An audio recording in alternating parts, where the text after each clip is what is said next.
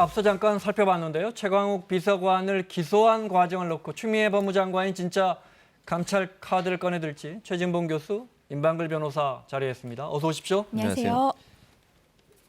최광욱 비서관, 공직기관 비서관, 검찰이 기소했는데 먼저 그 사유부터 볼까요? 네. 일단 이겁니다. 최광욱 비서관이 법무법인에 있을 때 네. 조국 전 장관의 자녀가 인턴을 했다라고 하는 인턴 증명서를 떼줬어요. 하루치죠. 하루 인턴. 맞습니다. 그거를 이제 고려대 연세대 대학원 입시에 사용을 했는데 네. 검찰이 보는 것은 그 인턴 증명서 인턴을 하지 않고 허위로 작성된 거라고 주장을 하고 있어서 네. 그것 때문에 결국은 이게 대학원 입시 업무방해 혐의로 기소를 한 것이고요. 네. 이제 그 최광욱 비서관 측에서는 본인이 분명히 인턴을 했기 때문에 증명서를 떼줬다 이렇게 주장을 하고 있는 사건입니다. 조 전 장관과 최광욱 비서관은 매우 가까운 사이로 알고 있습니다. 그렇죠. 계약 선후배 관계죠. 네. 그래서 뭐 청와대 그래서 들어갔다는 말도 있었고 그런 얘기도 있습니다. 그 밑에서 일했고, 네.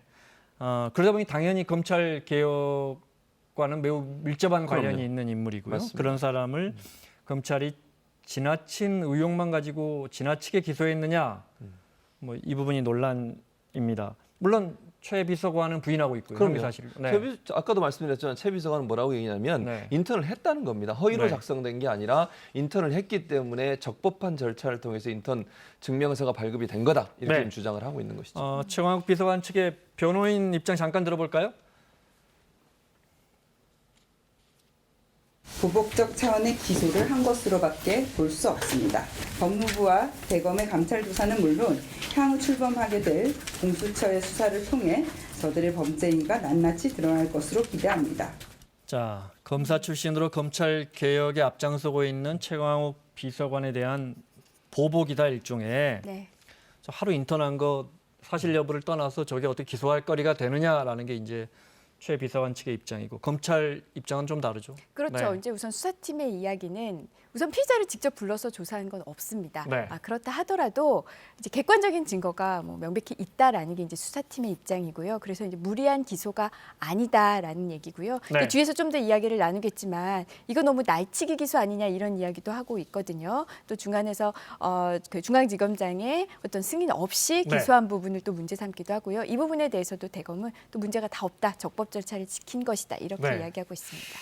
자, 그 부분요. 새로 부임한 이성윤 서울지검장이 최광욱 비서관을 기소할 것이냐 말 것이냐 이 부분에서 하지 말자는 의견을 냈고 그렇죠. 그러자 중앙지검 3차장이 이성윤 지검장을 건너뛰고 윤석열 검찰총장의 재가를 받아서 3차장이 전결해서 기소를 해버린 이 부분이 지금 쟁점이에요. 그렇습니다. 네. 그러니까 지금 법무부 입장에서는 네. 이 자체가 잘못됐다고 지금 주장을 하고 있어요. 첫째는 정결 사항을 위반했다라고 얘기를 하고 있고, 네. 그다음에 지검장을 패싱해서 직접 대검찰청에 검찰총장의 지시를 받아서 결재한 것도 문제다 이렇게 얘기를 하고 있는 거죠. 그러니까 네. 지금 이성윤 지검장 같은 경우에는 불러서 조사를 해보고 그리고 기소를 해도 늦지 않다고 주장을 하고 있었는데 그 당시에 윤석열 총장은 여러 번 불렀는데 오지 않았기 때문에 더 이상 올 가능성이 없다, 출석할 가능성이 없으니 기소를 하자라고 3번 정도 지시를 했다는 겁니다. 지검장에게. 네. 그런데 이성윤 지검장은 그래도 불러서 조사해보고 합시다라고 얘기를 했고, 그래서 결국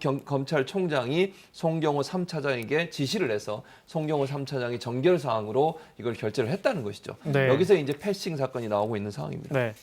또 하나는 이렇게 기소가 되자 이성윤 지검장이 윤석열 총장한테 보고 안 하고 왜 추미애 법무장관에게만 네. 보고했냐 또 이건 논란인데. 네, 이것은 이제 법무부령인 검찰 보고 사무 규칙 때문인데요. 여기에 보면은 특별히 보고해야 하는 그 범죄들이 있습니다. 특히 네. 뭐 4급 이상 공무원의 범죄 같은 경우, 이 경우에는 사무 보고를 하도록 되어 있는데요. 뭐라고 나와 있냐면은 그 지검장은 그 사건을 수사하고 있는 그 팀의 지검장은 상급 검찰청의 장과 법무부 장관에게 동시에 보고하도록 이게 원칙입니다.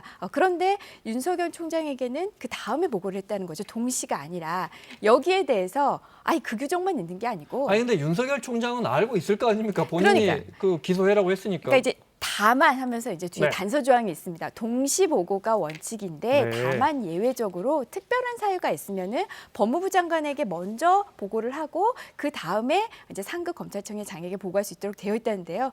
여기에 대해서 이제 또 재반박이 있습니다. 상급 그러면 검찰청의 장이 네. 윤석열 검찰총장만 있느냐? 서울고검장도 있잖아요. 서울고검장도 여기에 대해서 전혀 몰랐다는 거예요. 네. 그래서 이게 과연 이게 뭐 동시 보고 의무를 예외로 하는 그 특별한 사유에 해당하느냐? 아는 네. 전부 다 알기 때문에 내가 법무장관에게 먼저 했다. 이 변명이 가능하냐? 여기에 대한 이야기도 많고요. 네. 또 하나의 지적으로는 이게 4급 이상 공무원의 범죄의 경우에 이 사건의 경우에 이렇게 특별한 사유에 해당돼서 법무부 장관에게만 먼저 보고했던 이런 전례가 없었다고 네. 합니다. 그래서 좀 논란의 여지가 있습니다. 네. 자, 검찰이 양쪽으로 나눠져 있다 보니까 이런 갈등과 논란이 생기는데 법무부에서 그래서 그런 추미애 장관 측이라고 할까요? 네. 네. 기본적으로 중앙지검장이 반대하는 기소를 절차도 지키지 않고 기소를 했으니까 네. 최광욱 비서관을 네. 감찰할 수 있다 검토에 들어갔어요. 그렇습니다. 이 문제는 두 가지 법이 충돌을 하는데요. 검찰청법 21조하고 12조의 문제입니다. 네. 21조는 뭐라고 돼 있냐면 지검장이 검찰청 사무를 맡아 처리하고 소속 검사를 지휘할 수 있다. 이렇게 돼 있어요. 그러니까 이성윤 지검장이 서울중앙지검의 지검장이잖아요. 네. 검사장이고. 그러면 소속 검사에 대한 지휘권을 갖고 있기 때문에 특히 또 이제 또 하나 문제가 되는 것은 이 사건 같은 경우에 중요 공직자잖아요. 네. 주요 공직자에 관한 사건 같은 경우에는 중요한 사건이기 때문에 정결로 처리할 게 아니라 반드시 지검장을 통해서 처리를 해라. 네. 라고 하는 게 법무부 법리라고 하면 지금 12조는 또 어떻게 돼 있냐면 검찰 전체에 대한 사무 규정이나 관리나 지휘는 검찰총장이 하게 돼 있습니다. 그러니까 검찰총장은 뭐라고 주장을 하냐면 이 12조에 보면 검찰 전반에 대한 사무 규정이나 아니면 지휘를 본인이 할 수 있으니까 3차장한테 한 것도 문제가 없다. 네. 이렇게 지금 충돌하고 있는 상황이기 때문에 이 절차적 정당성이 맞냐 안 맞냐를 네. 지금 법무부가 검토하고 있는 것 같고 아직까지 확실하게 감찰을 할지 안 할지는 결정되지 않은 상태입니다. 만약에 최광욱 비서관을 기소하는 과정에서 불법적인 문제가 없었는데 이걸 감찰해서 무슨 문제를 삼는다면 다음 정권에서 그걸 또 직권남용으로 고소할 것이다. 야당은 또 이렇게 이야기를 그렇죠. 해요. 이게 감찰을 착수할지 아직 정해지지 않았잖아요. 네. 그런데 이런 시각, 이런 해석도 많이 나옵니다. 이게 감찰을 섣불리 할 수 있는 사안이 아니다. 아까 말씀드렸던 것처럼 지금 윤석열 검찰총장이 중앙지검장을 빼고 차장에게, 3차장에게 기소해라라고 지시해서 이 기소한 부분, 이 부분이 과연 위법이냐. 아까 말씀하셨듯이 두 법조항이 충돌할 소지가 있다 말씀하셨지만 그만큼 이쪽에서도 유한 검찰청법에 검찰총장은 전체 검찰 직원들을 지휘 감독할 수 있도록 되어 있는데 내가 법을 어긴 거는 없지 않느냐 이런 해석도 또 가능하고요. 네. 또 이게 통상 불구속 기소 사건은 또 차장 정결로도 이루어진 전례가 있고요. 만약에 또 이 중앙지검장을 전혀 모르게 몰래 3차장에게만 지시해서 기소해 이렇게 지시한 게 아니라 이미 중앙지검장에게 몇 차례나 3차례 이상 이야기를 한 거잖아요. 그래도 기소를 안 하니까 네. 지휘한 것이기 때문에 할 말이 많단 말이에요. 그래서 이 부분은 실제로 감찰까지 이어지기는 쉽지 않을 것 쉽지 같다. 않을 거다. 예. 네, 임 변호사님 그렇게 보시고요. 지난 정부에서 또 최동욱 전 감찰총장 혼외자 문제가 나왔을 때 법무부 장관이 감찰하겠다 하니까 물러났거든요. 잠깐 볼까요?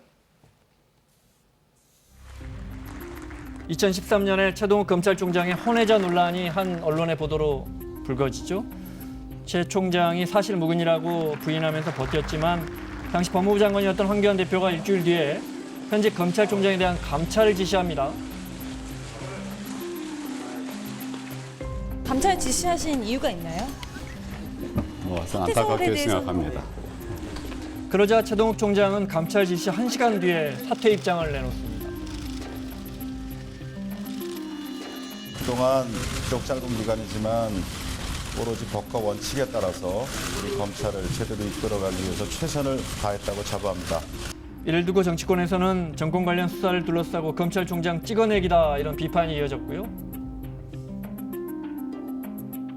이제는 법무부 장관이 직접 나서서 검찰총장을 감찰하겠다고 하고 권력의 입맛대로 굴지 않는 검찰총장을 찍어냈습니다.